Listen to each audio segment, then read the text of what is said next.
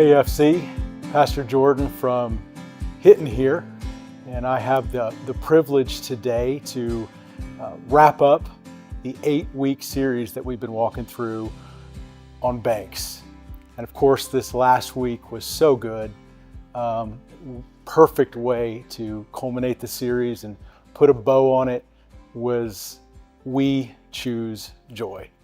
I really love this topic because first off, I love to be joyful, and I'm sure that you do as well. Joy is a big part of the Christian life. In fact, the Apostle Paul calls it one of the spiritual fruits that's available to us. But I want to begin in review of the message.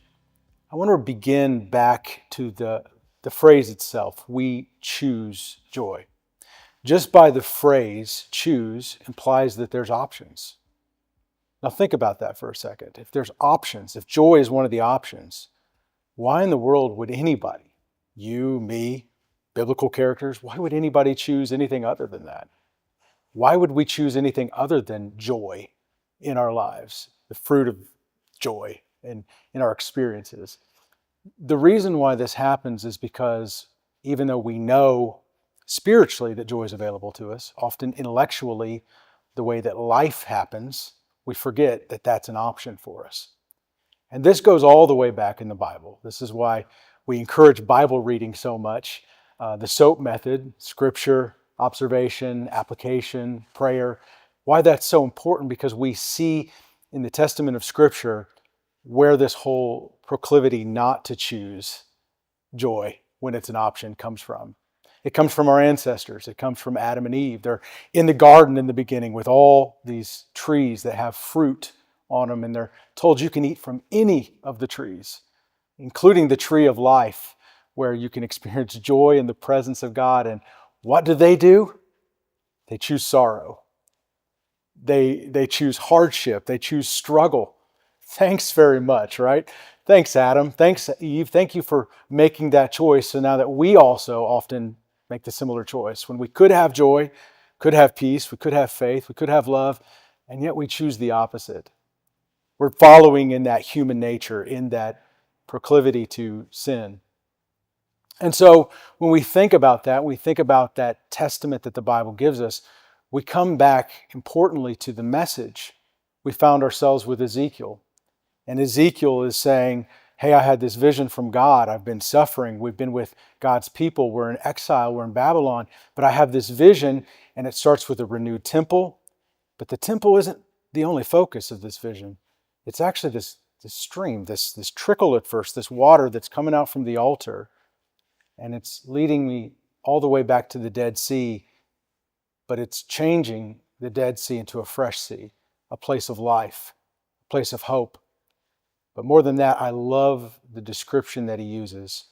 And it actually gets hearkened back to by John the Revelator in the book of Revelation, when he says, when I saw the new heaven and the new earth, what I saw was something very similar to what Ezekiel saw.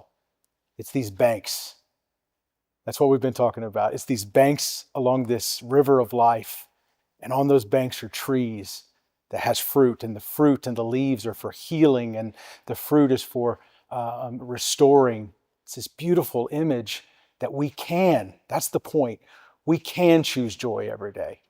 We can choose joy if we want to. It's available for us, just like it was available for Adam and Eve, and just like it will be available in the new heaven and the new earth.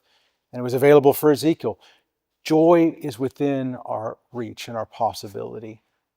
And so I want to walk us through a little portion of scripture. We referenced it in the message, but I want to take a little bit more time and walk through it, because it'll examine how we're choosing joy and why we choose joy.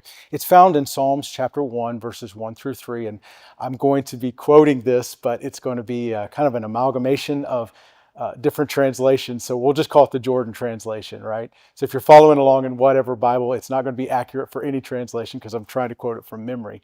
But it says this, it says, blessed is the man who walks not in the way of the unrighteous, nor sits in the seat of the scornful, nor stands in the way of sinners. That's interesting, because the first thing that stops us from choosing joy is our physical environment. When I'm around scornful people, when I'm around ungodliness and unrighteousness, when I put myself in environments, it's really hard for me to remember that joy is available when I'm hanging out with negative people, scornful people, people with an axe to grind.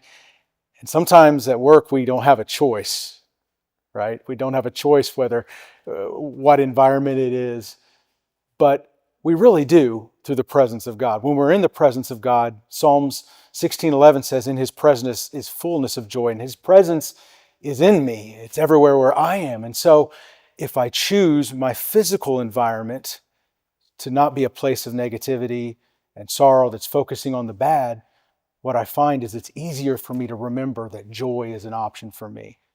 Continuing, it says, after the man that's blessed doesn't go in these places, it says, but his delight or his joy is in the instruction or the law of the Lord. And in his law, he meditates day and night.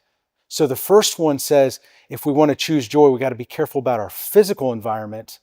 But the second verse instructs us we have to be careful for our mental environment. The thoughts that I think, the way I allow discouragement to take root. The Bible actually says this, take every thought captive and put it under the submission of what God says. Paul writes it like this. He says, if there be any virtue, if there be any joy, whatsoever things are of good report, think about these things.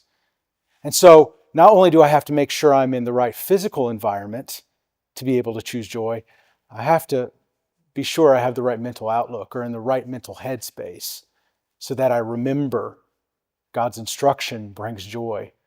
That brings us back to our text from James chapter 1.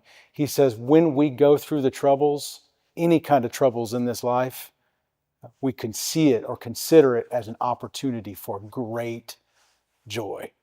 That comes mentally, that comes physically. But I love how it ends. And this is where it wraps everything up from the Garden of Eden to the book of Revelation to the story about Ezekiel. I love this because verse 3 in Psalms chapter 1 says, and he shall be like a tree that's planted by the rivers of water that brings forth his fruit in his season. His leaf will never wither, and whatever he does, it will prosper. Man, joy is a possibility.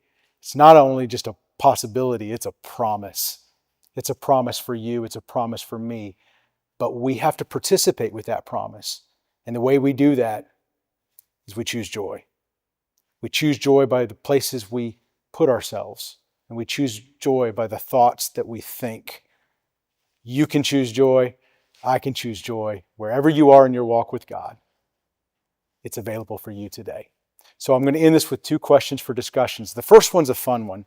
The first one's kind of light, maybe just to stimulate some conversation. But the first thought that I have for you today is, what is the unique thing in your life that brings you joy that you don't know other people? So maybe it's a unique hobby. Maybe it's a place that you like to go. Maybe it's a place that other people don't know about. Share it. Let's get vulnerable. Let's share that place with your small group. What brings you joy that you're not sure brings other people joy? That was a fun question to start with. But the second one is it places? Is it thoughts? What is the biggest barrier that keeps me in my life from choosing joy every day?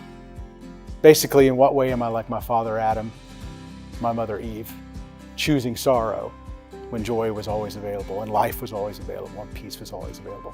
Hey, it's so great to be with you. Thanks for listening today. Small groups have been awesome. We love you. We're looking forward to seeing you soon.